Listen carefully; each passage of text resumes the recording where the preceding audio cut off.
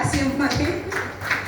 आणि तिथून पुढे असं करता करता शरण्याचा फर्स्ट बर्थडे आला आणि आम्ही RCMच्या सगळ्या वस्तू म्हणजे बर्थडे पार्टी ठेवली आणि सगळं RCMचं खरेदी केली, नमकीन आपले शरबत सर्व. आणि सर्व शिक्षकांना इन्व्हाइट केलं. त्यात थोडंफार RCM मध्ये काही 4-2 लोकांच्या ओळखी झाल्या, ते आले होते.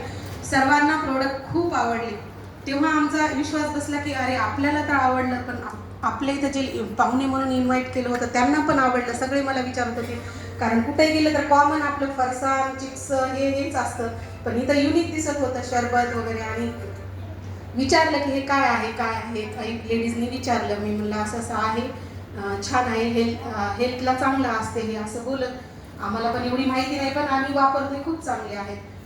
कारण की ऑनलाईन आम्ही हर्बल गोष्टीकडे पहिलेपासून हेल्थ कॉन्शियस असल्यामुळे तर हर्बल गोष्टीच्या भरपूर म्हणजे आवडायच्या. तर आम्ही एक साबण 250 रुपयाची ऑनलाईन मागवलेली आहे.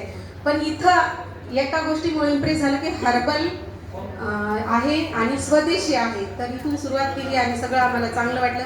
माझी मुलगी 1 वर्ष